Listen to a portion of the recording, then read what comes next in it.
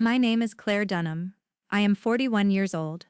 And at 9:47 on a Saturday morning, I heard my sister Renee say, "He's not real family, and everyone knows it, we just don't say it to her face," to my mother, in the kitchen of the cabin, while they believed I was still asleep in the upstairs guest room.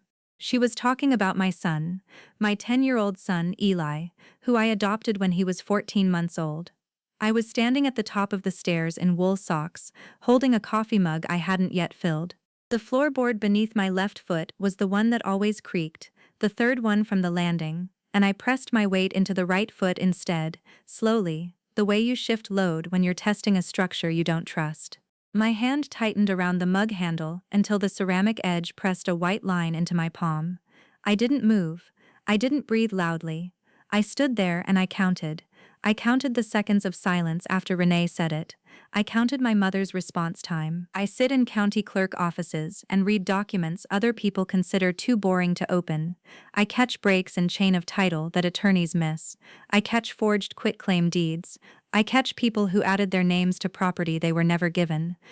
That skill had protected strangers' homes and inheritances for 16 years across 4 counties.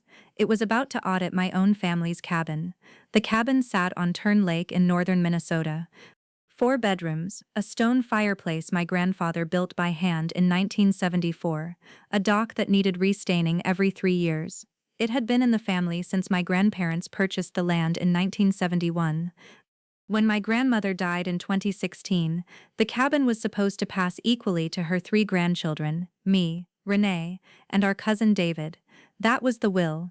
That was what Grandma Helen told us, sitting at her kitchen table in 2014, 2 years before she passed, holding a glass of iced tea and pointing at each of us in turn.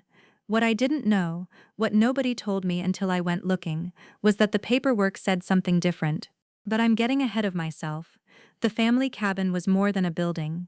It was the only place where my family gathered without the excuse of obligation. No funerals, no holidays forced by calendar.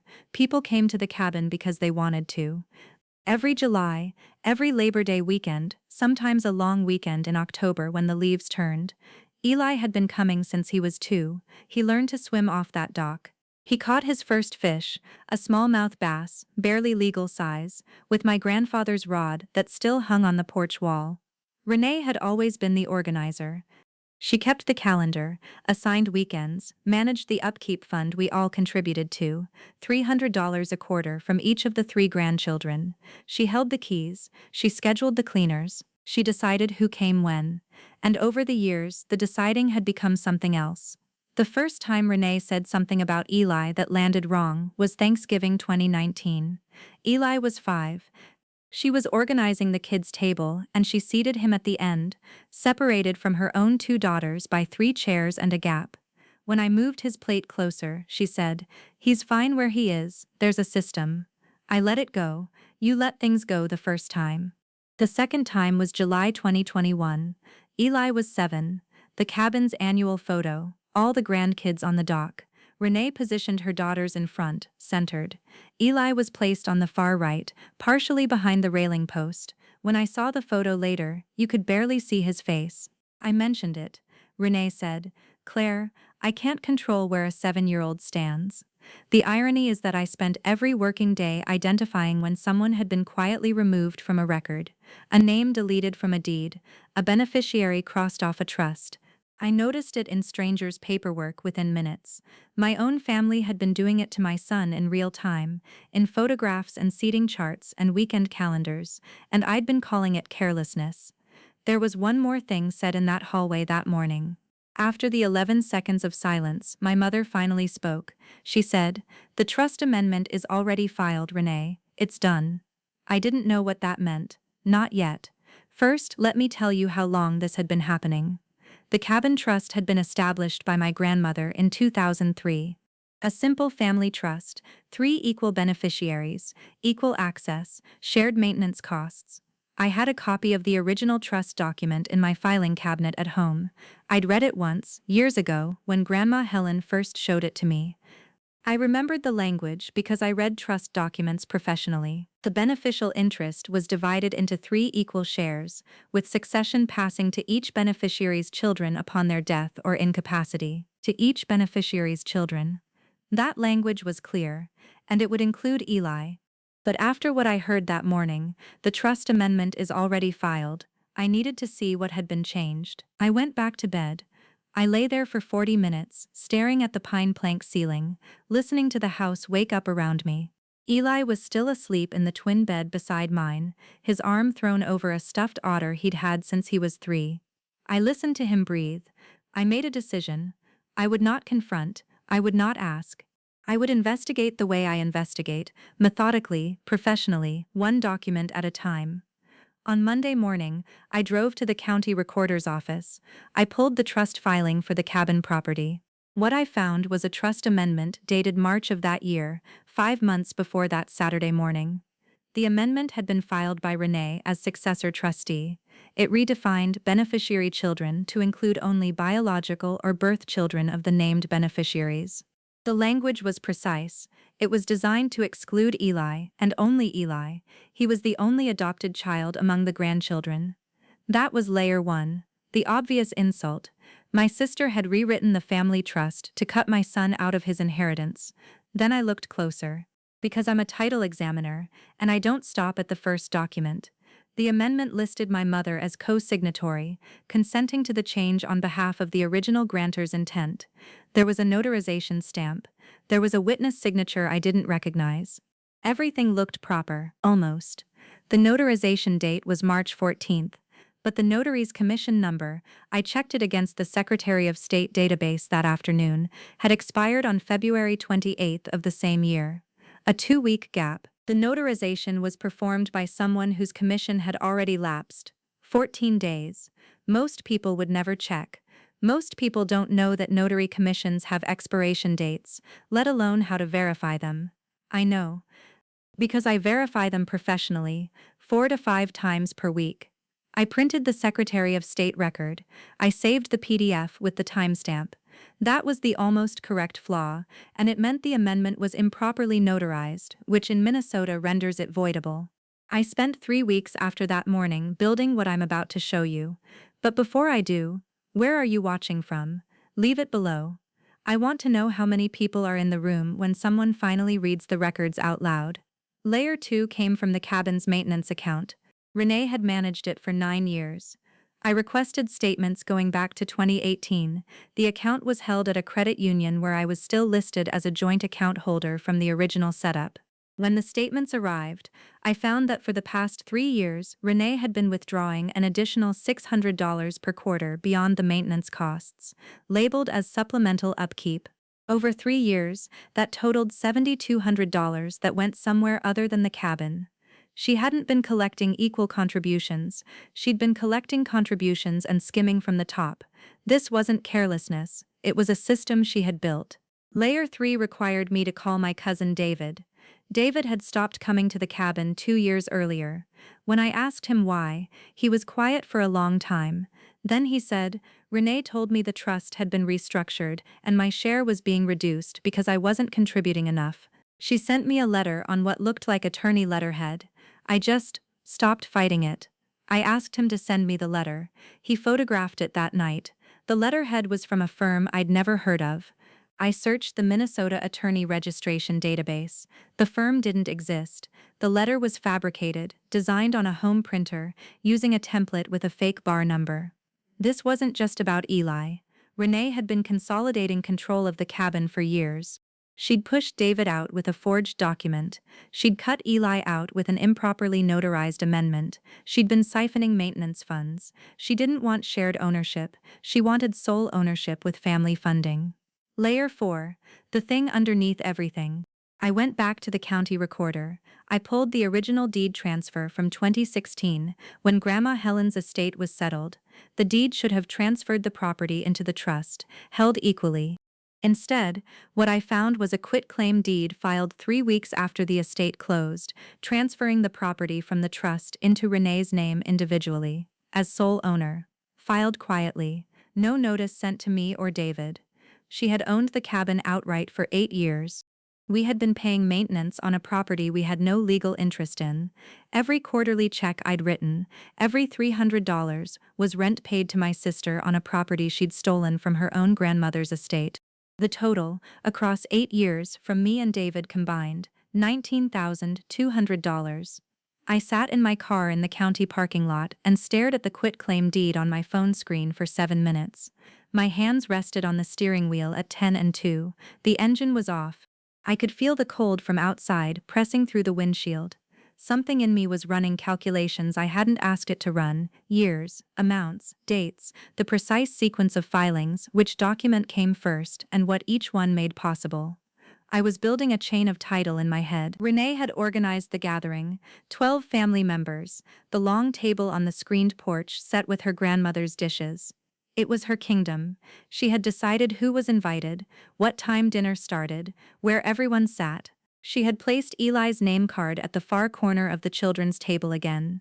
I arrived with a manila folder in my bag. After dinner, when the dishes were cleared and the kids were playing on the dock, I asked to speak with Renee, my mother, and David on the porch. David had driven up that morning. He'd agreed to be there after I showed him what I'd found. I placed the folder on the table. Renee looked at it the way you look at a piece of mail you weren't expecting. "What's this?" "The quitclaim deed you filed in 2016. The trust amendment with the expired notarization, the fabricated attorney letter you sent David, and the maintenance account statements showing $7,200 in unauthorized withdrawals." I said it flat, the way I present findings to clients. No emphasis on any word. Renee's first tactic was denial. "I don't know what you think you found, but this is a family matter, not a title search." Her second tactic was reframing. She turned to our mother. "This is what happens when she doesn't get her way. She turns everything into a case. She's been like this since we were children." Her third tactic was the loyalty appeal. "I have managed this cabin for almost a decade. I have given my time, my weekends, my money to keeping this place alive. And this is my thanks?" I didn't respond to any of them. I waited. My mother spoke. Her voice was thin. "Renee, the amendment, you told me it was standard language. You told me the attorney recommended it." Renee's fourth tactic: image management. "Can we not do this here? Not tonight, not in front of everyone." That's when David's wife, Margaret, stood up from the table. Margaret is a paralegal. She'd worked in real estate closings for 22 years. She'd looked at the documents I'd sent David with the eye of someone who reviews title packages daily, and she'd brought her own file.